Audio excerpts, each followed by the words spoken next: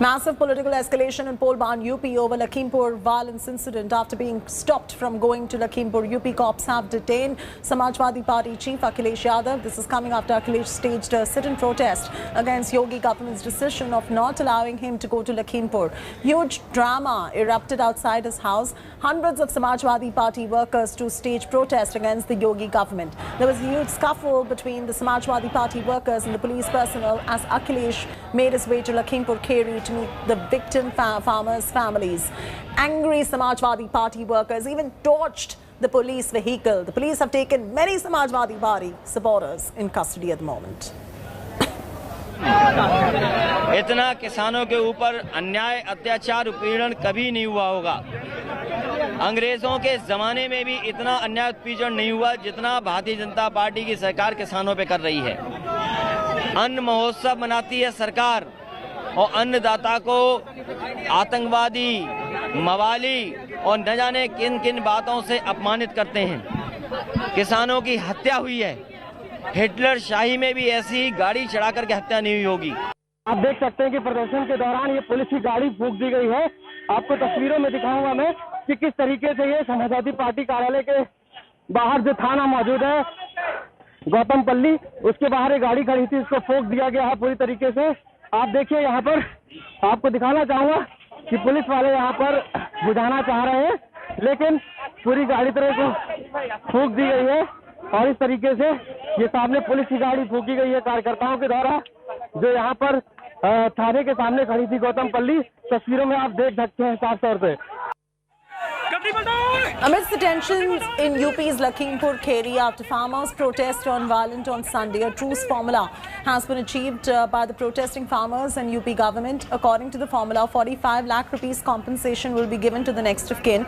10 lakh rupees will be given to those who are injured. The government has also agreed for a judicial probe into the incident by a retired judge. A government job is going to be given out to the family members of victims' families. This is coming after 8 people, 4 farmers, 3 BJP workers and 1 driver. They were all killed after several left injured in the violence that broke out during farmers' protests over Deputy Chief Minister KP Maurya's visit.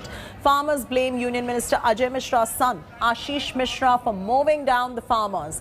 The BJP claims that after the incident, farmers set ablaze 3 cars, including one belonging to Ajay Mishra, and lynched BJP workers. Meanwhile, there's an FIR that's been registered against Ajay Mishra.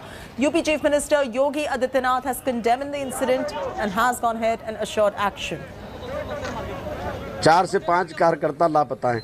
हम सीधे जाएंगे, किसानों को रौंद देंगे और फिर उसके बाद हम आपके सामने सुरक्षित खड़े रहेंगे। हम वहां घटनाक्रम में गाड़ी हमारी जला दी गई और फॉर्च्यूनर हमारी जला दी गई, लेकिन हमको बिल्कुल कुछ नहीं हुआ। हम बिल्कुल टनाटन आ गए। भाई साहब, आप कैसे वहां से आ गए?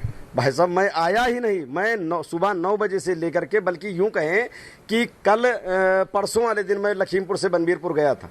परसों से लेकर के आज इतने टाइम तक हम बनबीर ही पुर में रहे, बनबीरपुर से बाहर भी नहीं निकले। जिन गाड़ियों में एक्सीडेंट हुआ उसमें आप थे?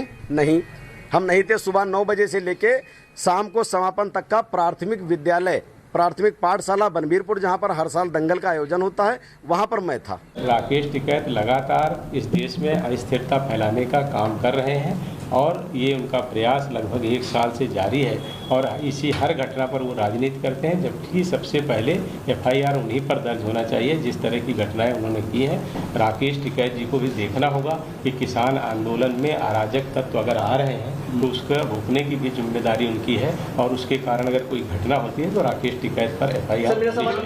लौटते हुए लोगों के ऊपर गाड़ियों से हमला करा गया, फायरिंग करी गई और उसमें अभी तक जो जानकारी है कई लोग उसमें उनकी डेथ हुई, ये जानकारी अभी है। और हम यहाँ से लखीमपुर के लिए यहाँ से निकल रहे हैं। कुछ किसान सड़क के किनारे खड़े हुए थे, तो दूसरी ओर से विपरीत दिशा से आती हुई 3 SUV ने उनको कुचला है, जिसके कारण से 4 लोगों की डेथ हुई है। उसमें हमको तहरीर प्राप्त हुई है और उस तहरीर को हमने थाने को भेजा है दर्ज कराने के लिए।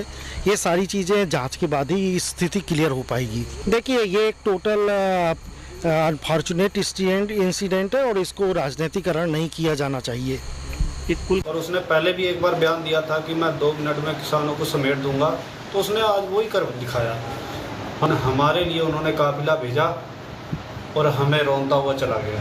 वो काफिला था अजय शर्मा अजय मिश्रा टैनी, उसका काफिला था, उसके लड़के का काफिला था। उसने हमें रौंदता हुआ चला गया। काफ़ी किसान घायल हुए, काफ़ी शहीद हो गए। इसने भेजा टैनी ने क्या भेजा? सिक्कों को तुमको मरवाने के लिए टैनी ने भेजा है ना? जी टैनी नहीं भेजा है जी। अच्छा, क्या कहा था टैनी ने? टैनी ने भेजा है, वहाँ भीड़ लगी है, उसको देखो। एक्सीडेंट कर दो गाड़ी से। नहीं दादा ये नहीं, ये कहना है उनका एक्सीडेंट कर दो भाई, मानो। एक मिनट भाई, मारेंगे नहीं, हम गाड़ी नहीं चलाते।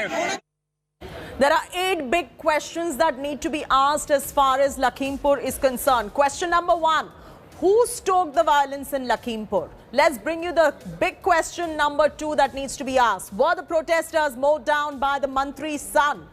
Big question number 3, did the miscreants stone minister's convoy? Number 4, did the SUVs get overturned due to the stoning? Number 5, did the farmers lynch 3 BJP workers and a driver?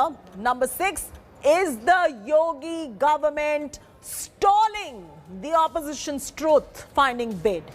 Big question number 7, is the opposition doing tragedy tourism for votes ahead of the elections? And the big question number 8, political conspiracy behind crucial UP polls. That's the latest 8 questions that need to be asked as far as this entire incident is concerned. Lakhimpur remains to be our top focus, viewers. This is a story that's defining our news agenda.